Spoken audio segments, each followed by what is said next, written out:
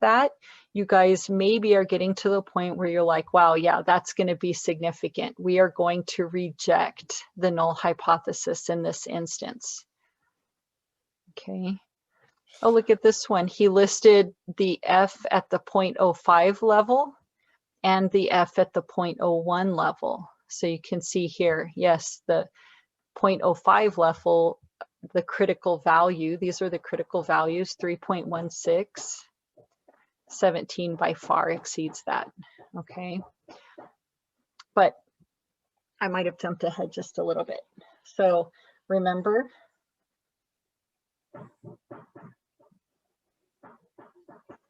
okay, SS treat plus SS error equals SS total.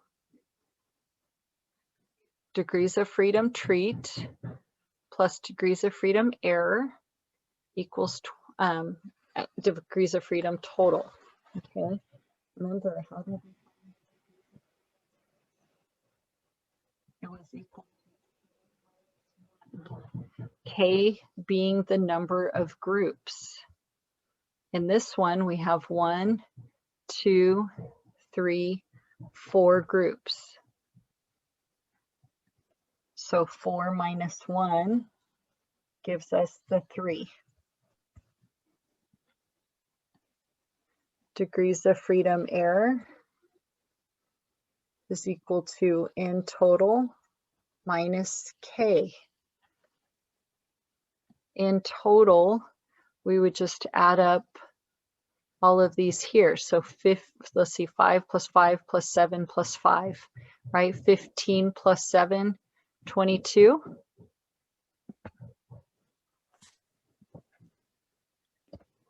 So then 22 minus 4 would give us 18. A nice little check of that is our degrees of freedom total is equal to N total minus 1. So 22 minus 1 equals 21. And so we were right about that right there.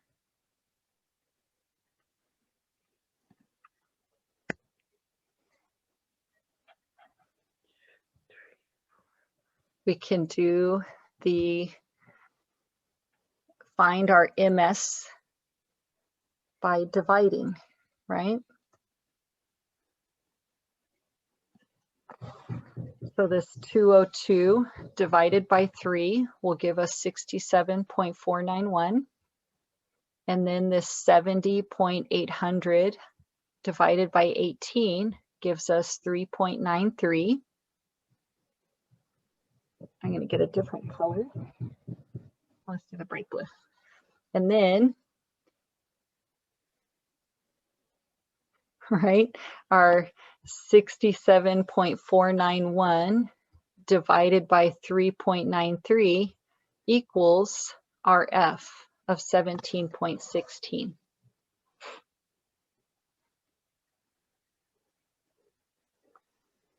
Sometimes I don't know if I'll have it. I feel like you guys would certainly be able to do it if it was there. They're just kind of, I think they're kind of fun. And I think it's kind of easy points, personally. So we call this a source, right? I'm drawing a source table. Treatment, error, and total.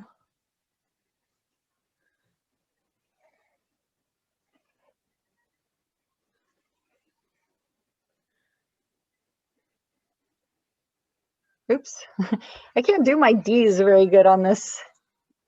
All right, there we go. Oops, I went too far. Oops. Sorry, I'm just trying to make a little.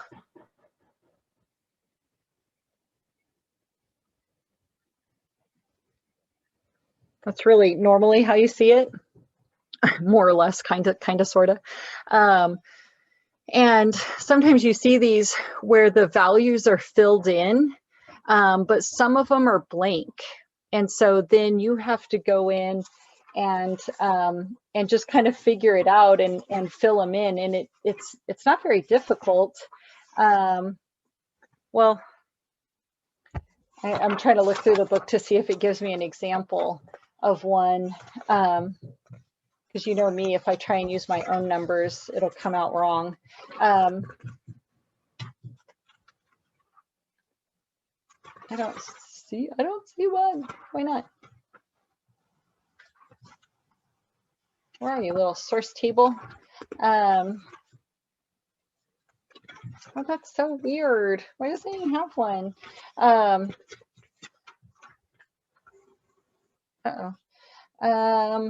But okay, well, let's just do this. So we'll use the example. I'll use the numbers that they had in here. So let's say this one was, like it had said, 202.473.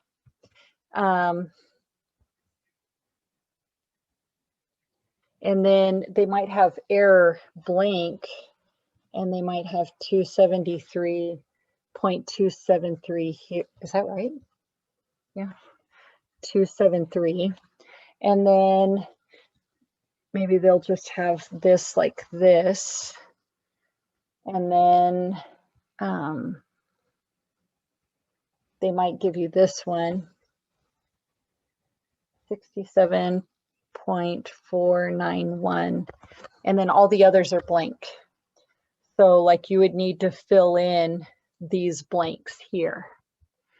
And it's really kind of simple if you just stop and think about it real quick, right? So obviously we could get this number by subtracting, right? So 273 minus 273.273 minus the 202.473 would give you that 70.8.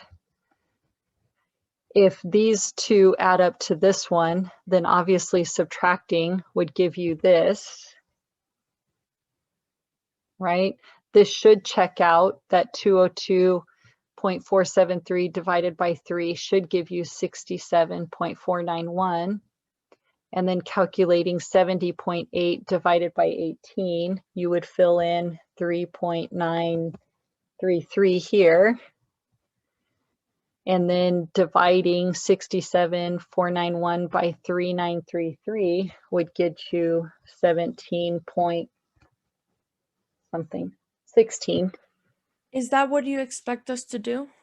If, I mean, we can, what do you think about that? Does that, I usually have people on the test do this, no matter what.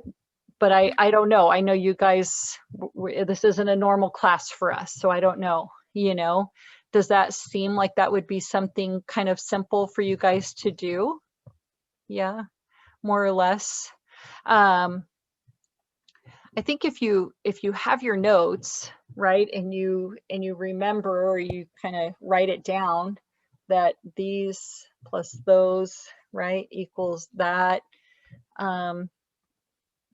Let's see, get another thing here. This one divided by that gives that. I don't know. I kind of do this in class. I have all those little, we always write in this, or just remembering that, you know, going from top to bottom is adding for the most part and dividing across, you know. But usually on my test, yeah, Natalia, I would have like, this could be like 2 points, 2 points, 2 points, 2 points. So the whole thing could be like 8 points. You know, part of the test. What do you think? I think it gives people a chance to kind of understand the source table, you know. What do you think? I mean, this part is actually not hard at all. I'm still confused on the actual table itself. Oh, yeah. But the actual like calculation that you just did right now with this is pretty easy. Okay, wait, you're confused about this table or this table? No, the giant table. That one. This guy, this one. The big one, yeah. Yeah, I know. Yeah, I think degrees of freedom error and then degrees of freedom. I can tell you this right now, we're just going to be like in here because none of our examples have tons of groups. They're either going to have like 3 groups or 4 groups, right? I mean, almost every example in this book, they might go out to 5 groups. But then you think of it this way, or maybe if I write this, like this up here is groups minus 1. So if I have 4 groups, then I'm looking here in 3. If I have 3 groups, I'm looking here in the 2. Does that make sense? Because this up here is the K minus 1 degrees of freedom. This is the one that's the groups minus 1. This side is the degrees of freedom error. And that one, did I erase it?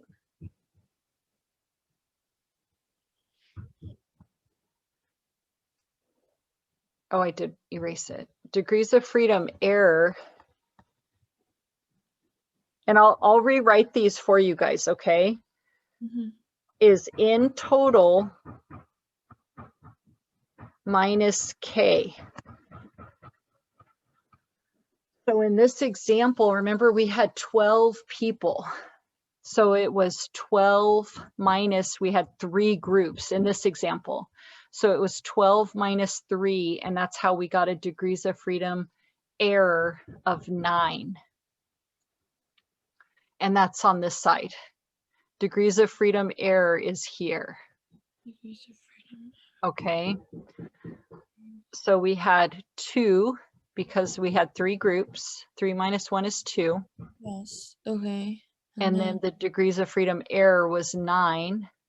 So we were in here in the 2 by 9. And the 9 you got from the n total minus the K. Uh-huh. And in total in that group, in total was 12. So then 12 minus 3 groups gave us 9. Okay. Can I see the slide number 4? I want to screenshot it. Oh, yeah. Like, I'm gonna screenshot the. Can you like zoom it or like kind of like zoom it in? We're not in. Sorry, out. Yeah, that exactly. Because I'm trying to. Do you want me to take off the? No. No. Okay. No, I need your notes. Oh, okay. Okay. Those notes. I don't know if they're helpful or if they're distracting. They are.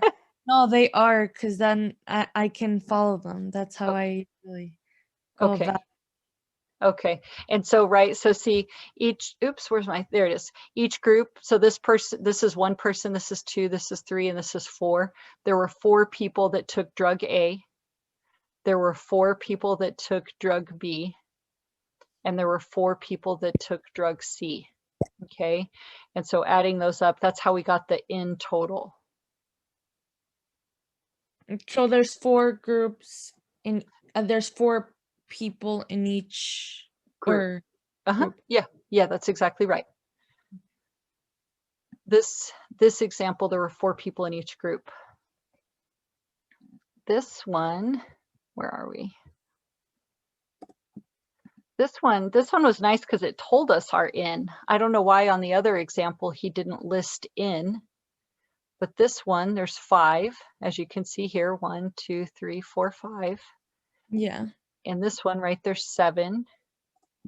So if, right, in total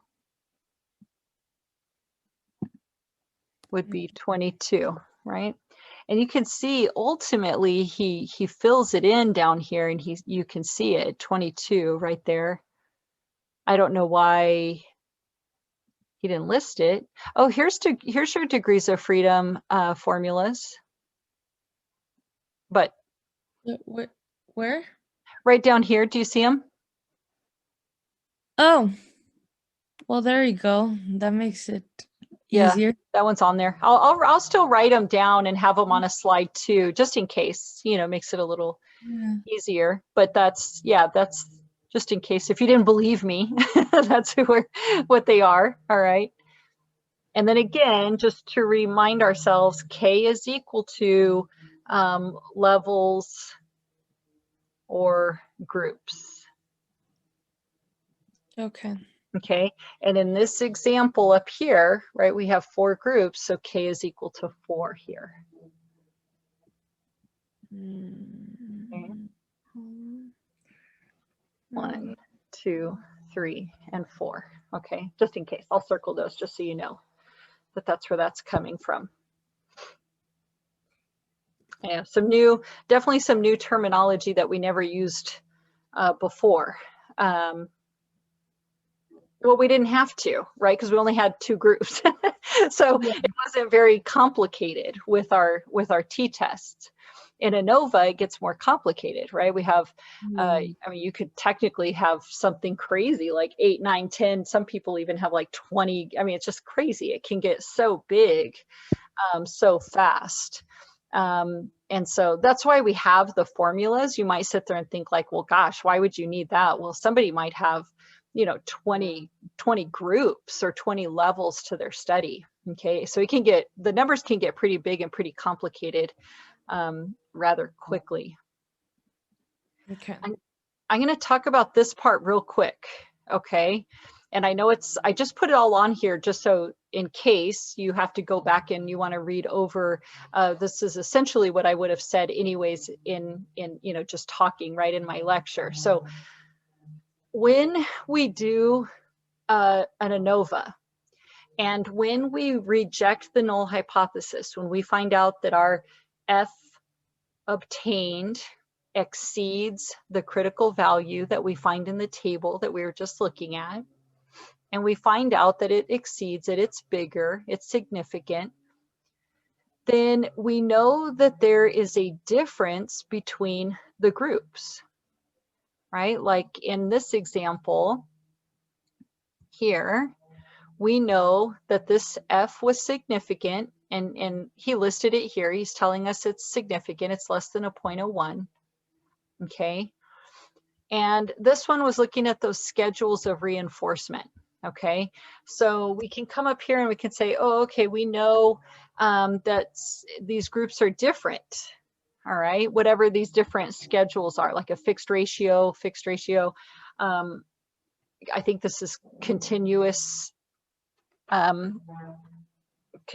reinforcement, but I'm not sure. I haven't read through what the study was. We know that it was significant, right? It told us we get to reject the null hypothesis. There is a difference. The problem with ANOVA is, okay, great, where? What's different? What group is different?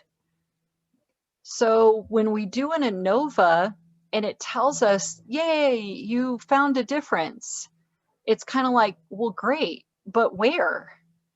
We don't know, did the difference exist between these 2 groups, between these 2 groups, between these 2, or these 2, or these 2, right? When you have 4 groups, you have 6 possible combinations or comparisons. When you have 3 groups, you have 4 comparisons. Let's go back to this one, the drugs. They told us that this one was significant also.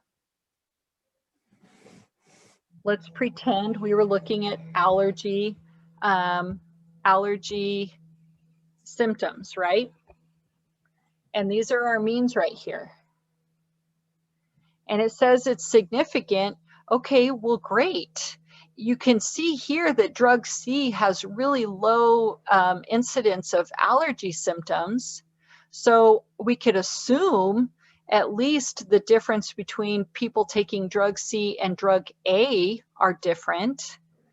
Maybe people taking drug C compared to drug B are different. But is there also a difference between drug A and drug B? I don't know, right? So there's 4 combinations or 4 comparisons that exist within here. So when ANOVA tells us it's significant, it says there is a difference, but it doesn't tell you which means are different. It doesn't tell you which groups are different from each other. So it's all fine and dandy, and it's fun when you get to reject a null hypothesis because you're like, yay, I found a difference. But in ANOVA, that just means now you have more work to do. So now you have to do something, or we have what's called multiple comparisons tests. Okay. And these allow you to test which groups are different. There are two types of multiple comparisons test. There's ones that we call a priori, and then there's post hoc. A priori, we do not use in this class, and I've never used one of these before in all of my education. This is something that is built in to ANOVA prior to the statistics being done. Okay, and actually it's probably just built in, like when you would do it in the computer in SPSS, and then it just comes out and it just tells you. Okay, a post hoc is done after the fact. Like post hoc literally means after the fact in Latin. So these are what is more commonly done, especially in beginning level statistics classes. They say, oh, great, you got a significant result. Now you need to do a post hoc test, an after the fact test. Okay, and this is an appropriate test to do. It's well accepted by, research and articles and review panels and stuff. And the most commonly used one is this Tukey test. Okay, a Tukey. It looks like turkey, but there's no R. Okay, so it's a Tukey test. And I promise you, this is actually what it's called, the honestly significant difference. Okay, so we usually just call it the Tukey HSD. All right, but HSD stands for honestly significant difference, which I guess I'm glad that they put honestly in there, but it makes me wonder why they have to just, put it like, could it not be honest?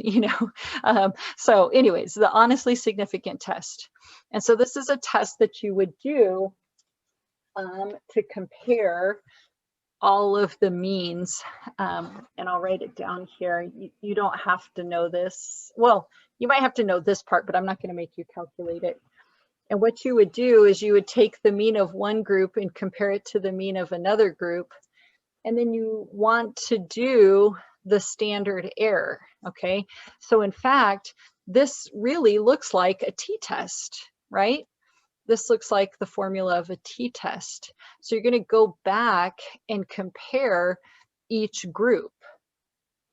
Now, if you're sitting there and you're like, well, gosh, we didn't do standard error, don't worry. They give us a formula for that. You're like, great, I'm done with all these formulas. You would take the square root of MS error divided by the n in those groups. The n in those groups.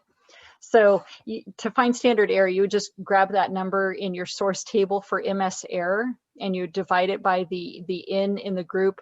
It's not in total, like in that first group where we had 4 in all of our, we put 4 right here. And you get the square root of it, and then that gives us the standard error. And so it's kind of an easy little thing to do. I mean, it's not easy, but kind of easy little thing to do. So you could take like the average for drug A minus the average for drug B, and then divide it by that standard error that you got, okay?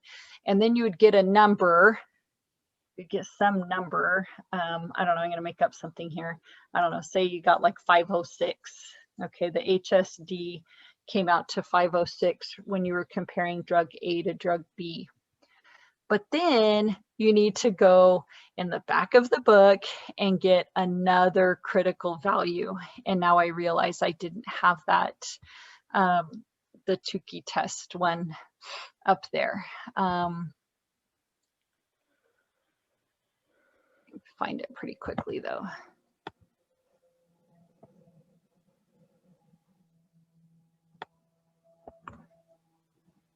So there's kind of a lot of work with this stuff. Oh, here it is. The critical values for the studentized range statistic. I don't know, for the Tukey HSD.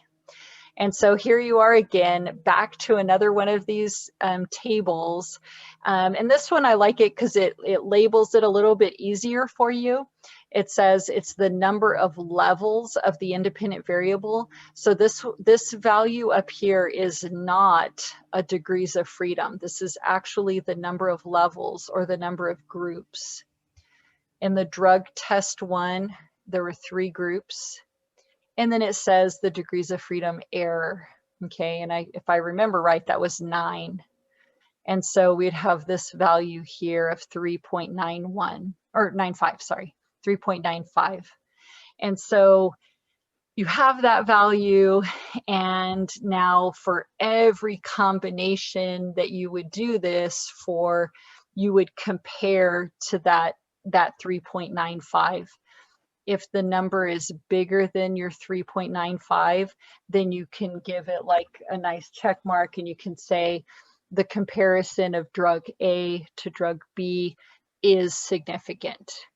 Then you could do drug A to drug C, and maybe that one comes out significant.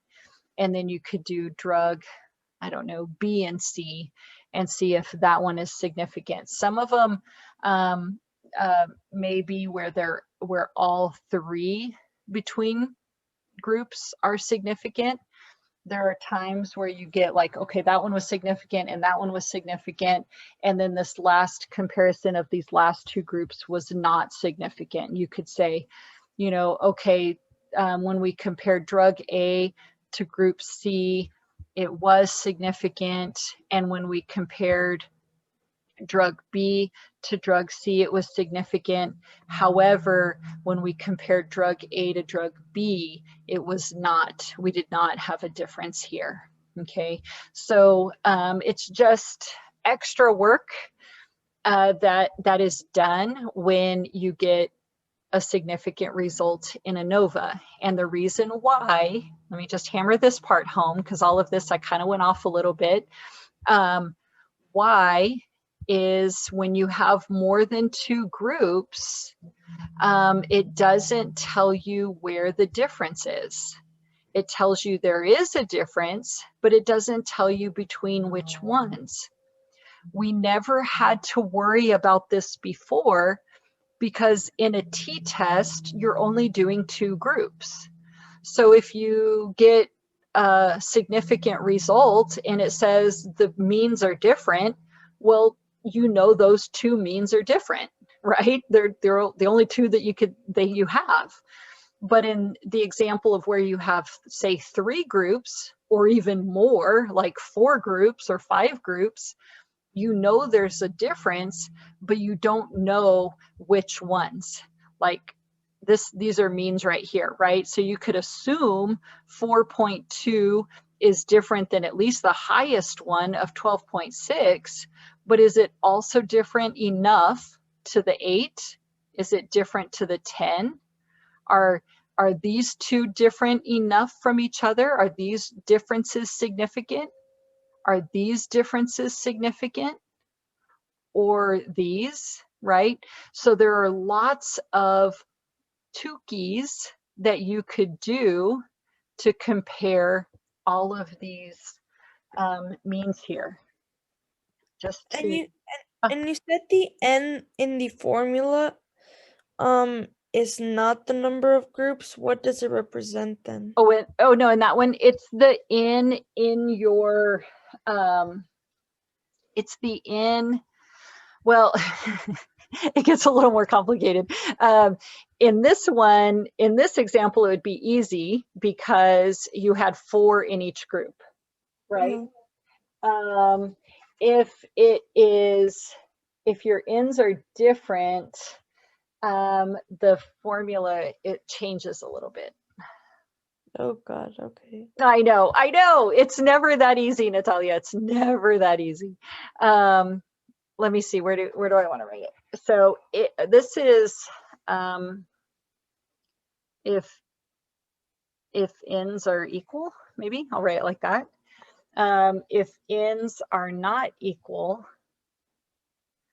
your Tukey, your HSD goes like this.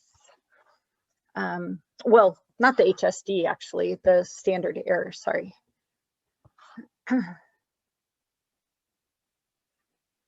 Gets a little bigger, but that's just because I have to write that MS error. Hold on, error.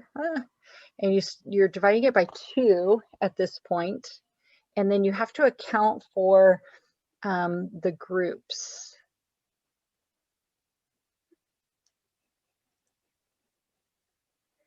Okay, you have to like weigh it, right? You have to give it weight for how much in each group. So like in this example right here, right, where we have different n's, let's say if we wanted to compare our continuous compared to this fixed ratio one of 4.2 to 8, right? We have a 5 and a 7. So we would, well, first we need the MS. Error And you would compare just only 2 groups at a time? That's right. Yeah. So it's just 2 at a time. And it can be kind of tedious. Let's see.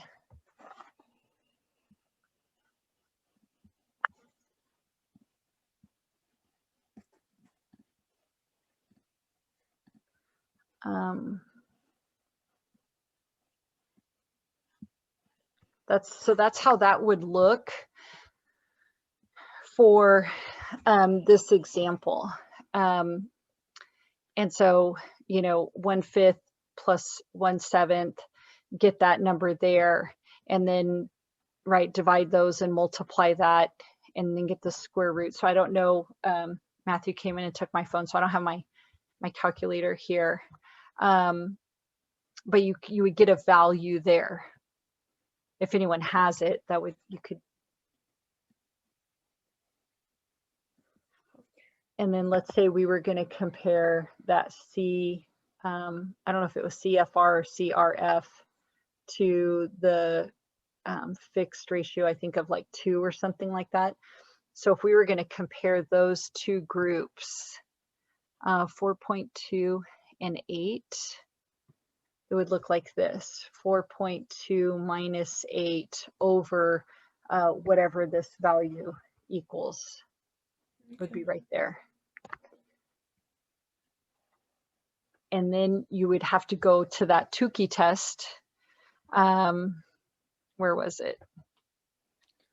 And find out which critical value you're using.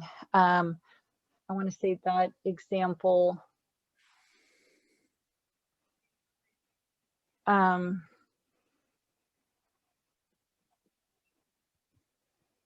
Oh yeah, I wanted to say, I was like, was it 18?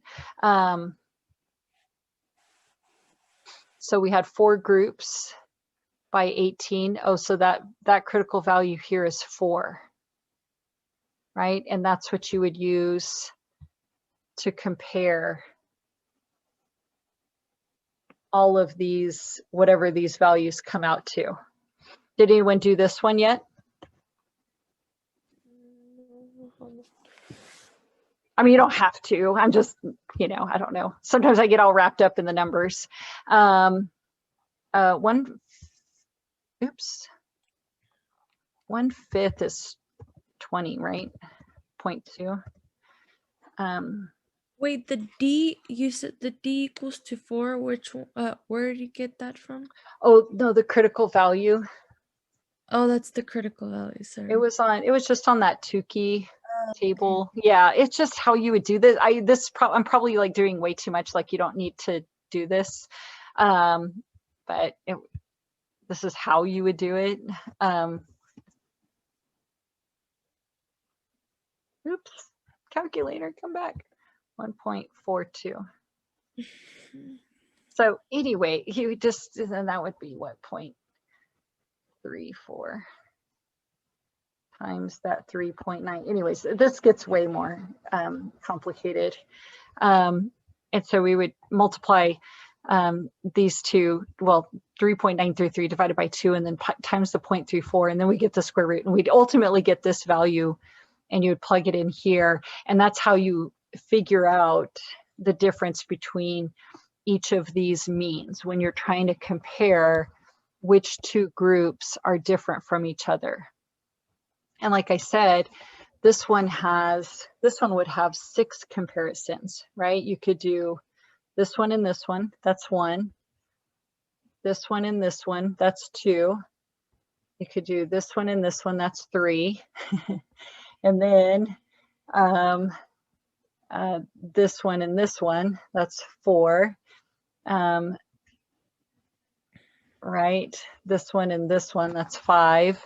And then your last one of this one and this one. So there's 6 comparisons that you could do between all of these.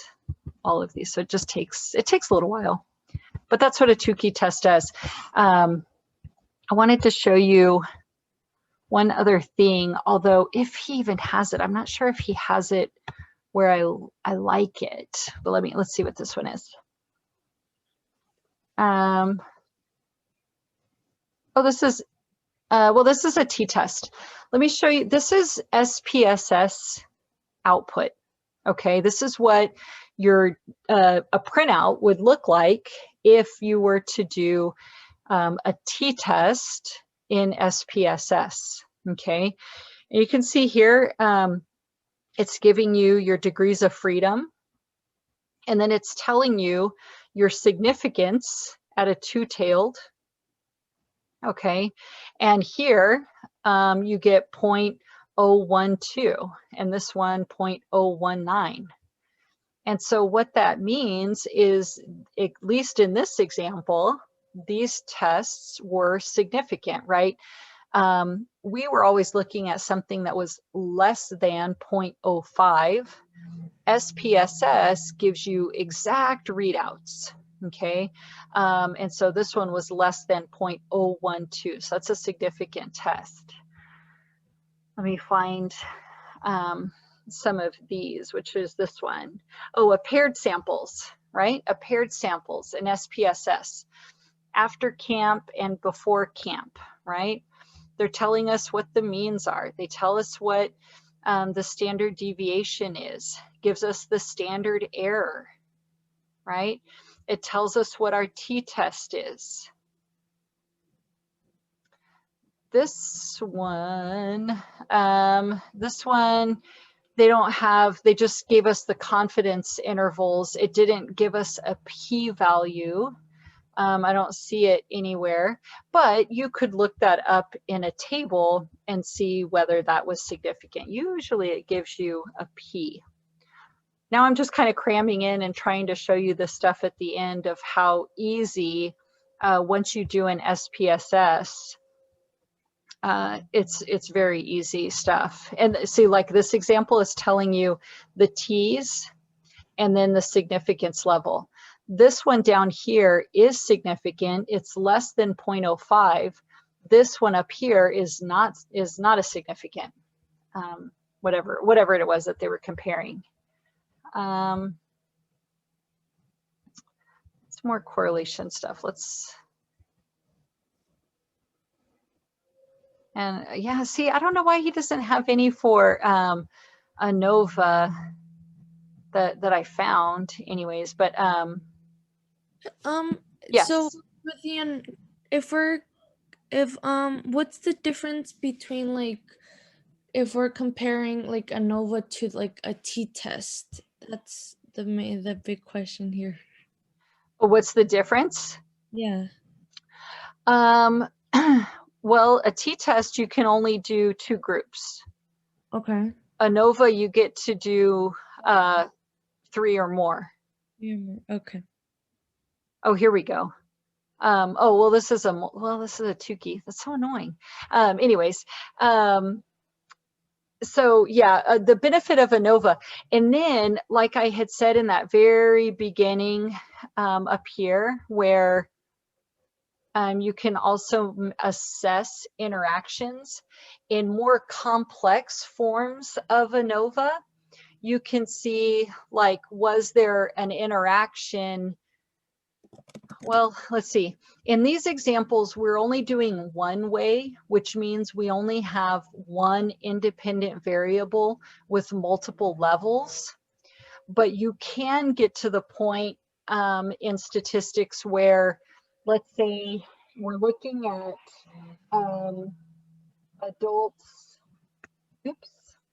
adults, teens, and kids, and say, right, we want to measure their reaction time, but maybe we think that male versus female is going to have some sort of effect. So this would be either considered multifactorial or like a two-way, where now we have two independent variables. We're not only looking at adults, teens, and kids, we're also looking at males and females. And maybe we find that adult males do much better than the females. In teens, they both did well. And I don't know, maybe in kids, the males didn't do good, but the females did. And so that's where you would assess the interaction of this independent variable on this independent variable, and maybe gender affects the age. I don't know if that kind of makes sense. So ANOVA can get very complex, where if you were to try and do a t-test on this, I mean, it would take you forever, right? You'd try and do here, here, here, and then these two, and then these two, and then these, you know, it would just be way complex. And so ANOVA just allows you in one snapshot to measure all of those things. And one last question at the all the way at the last slide. What's the difference between those two tests? So a priori is built in prior to. And so by working it by hand, that's what I've never done that. I don't even know how that would change the formulas. And I'm not even going to pretend to know how that would change the formulas. I would assume this is something that's already in the computer program, and you could probably like click a box and say, I want to run a priori tests before you run the whole ANOVA. This is something that you do prior to data analysis. And this can get why there's a difference between ones you do before and ones you do after. It just gets to the integrity of the statistics that you're doing. It says this one allows you to make many paired comparisons to determine the difference between groups. And it doesn't say it here, but usually you hear in the definition of this that it is appropriate, it's an appropriate test to run after data analysis. And that's kind of a meaningful statement, because once you run your data, you get your results, and you're really not supposed to do anything after that. It could be considered unethical, right? You wouldn't want to go back and manipulate data in any way. You wouldn't want to take out somebody. You wouldn't want to take out a group that maybe you didn't like how the results came out. So they get very, very picky about what you can do after you've run the data.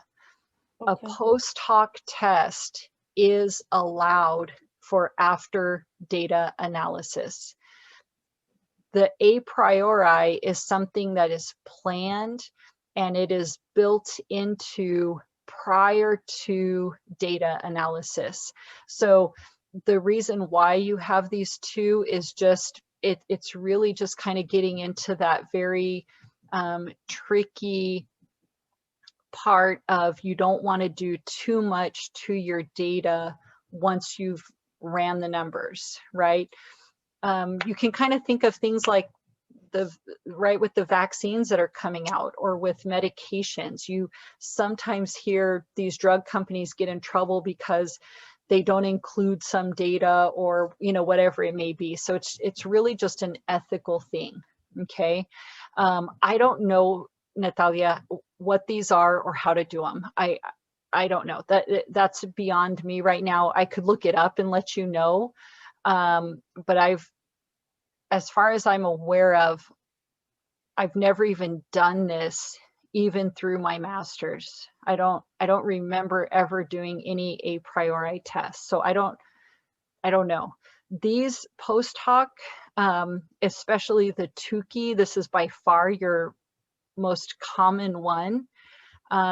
These are allowed for after data analysis. That was probably a really long explanation for your answer, but it's clear. It is clear. So one is done prior, Mhm. and then the other one is just after you collected everything. Now you're comparing. Yeah. What's the difference between like each mean or group? Yeah, and that's exactly right.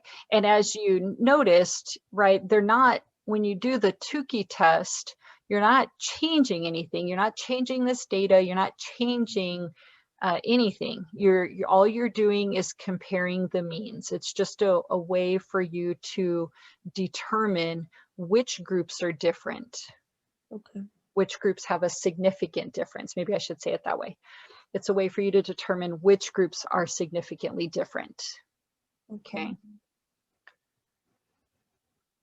So I know this is a lot, guys. I know it is. And I can only imagine, trust me, when I dumped the ANOVA on people and we still have like 3 weeks left of school, they're freaking out. For you guys, knowing we have like a few days left, I know it's a lot. Trust me. I know. And so I just want you to know, you do not have to calculate all this stuff. You don't have to calculate our Tukeys, don't even worry about that. I really want you to worry about the definitions. Okay. And this one, if you guys, maybe I'll have it as extra credit, right? Maybe I could just have a source table and it be extra credit. Okay. And if you get those numbers in there, you get extra points. Okay. Just kind of knowing the different degrees of freedoms. What does K equal? Or what does K mean, right? Just kind of understanding the idea of within groups compared to between groups. What is that MS error? What is that MS treat? How do we calculate F, right? It's MS treat divided by MS error, okay? What is an ANOVA? What is one-way ANOVA? All right. So just mostly kind of the why of all of this rather than the how. All right. Okay. And tomorrow I'll just go through more of it. Maybe I'll do another source table. I'll do an example. I'm not going to work out all the numbers. Like I won't do all the formulas because that just takes a lot of time. But I'll fill in a source table. We can go over more finding the critical values if you want to do that. Okay. Yeah, and maybe this week, if you guys want, we could do another one of those study sessions if we want to go back over some of the t-tests and we can kind of get that stuff down too. Okay. Okay. Okay. I know I've kept you guys, oh my gosh, like 2 hours now. I'm so sorry. How's it going? You guys okay? I have a question. Yeah. On the table of the F distribution. Uh-huh. Okay, you know how it's okay, yes, right there. Do we have to decide which one to use, or do we use both, or? Good question, Cassandra. You if you I mean, right, in this class we usually go with a 0.05. So if the t-value were to exceed the 0.05, great, it's significant. You reject, right? what I was saying earlier is if you have an F that's so big and it also exceeds the 0.01, it's kind of like, why not go for it? You know, you can do either. This is the minimum. And then the 0.01 would just be like icing. Okay. If you don't meet the 0.05, then it's not significant. We don't, yeah. Does that answer your question? Yes. Yeah, okay. So we at least go with the 0.05. We at least go with the smaller value, okay? And then the next one is just, oh, great. It's also significant at the 0.01. It just means you have more power, I guess, or more, I don't know if you can have more significance, but yeah. So good question on that one. I know this is kind of, it's not hard. It's just, well, I don't know. It's different. It's, you know, it definitely is a lot of information. So maybe I don't want to say that. You know, sometimes it is hard. It is hard. And it's very different. So any other questions? Are you gonna make us like find, I guess, the critical value or something based on the table just to? Oh, you know, there might be, or how about this? It could be on the source table, the extra credit. Maybe I'll ask that, was this a significant result? You know, and then you would have to go back and find it. But no, I don't plan on doing that, Natalia. I don't. Okay. I don't plan on that.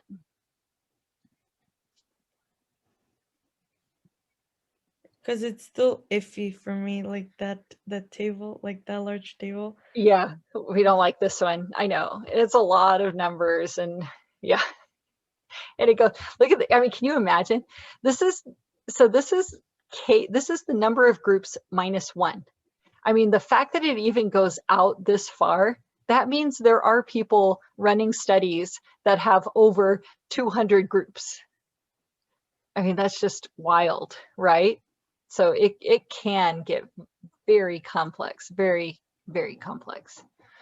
So yeah, we're over here, right? We're playing over here in these numbers. So we don't need to, but it is, like I said, it's statistics on steroids, you know? So, oh, look right here, it even gives you a little, to be significant, the F obtained from the data must be equal to or greater than the value shown. Okay, so it kind of explains that right there. Any other questions?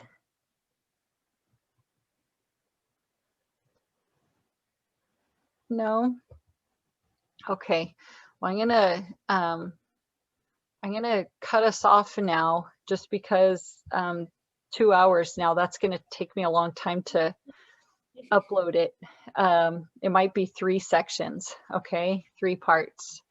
So tomorrow I'll do more of this, okay, and how about we just decide it now? I'll set up a time. You guys want to do like Thursday afternoon or Thursday evening, and we'll just kind of do a little study session and go over t-tests and a little bit more in ANOVA. And before then, I'll post a guide, a review, okay? So we can kind of have a structured what we go through and answer each question, okay? I don't know if I'm gonna be able to come on Thursday. Oh, not on Thursday? Okay, is there another day?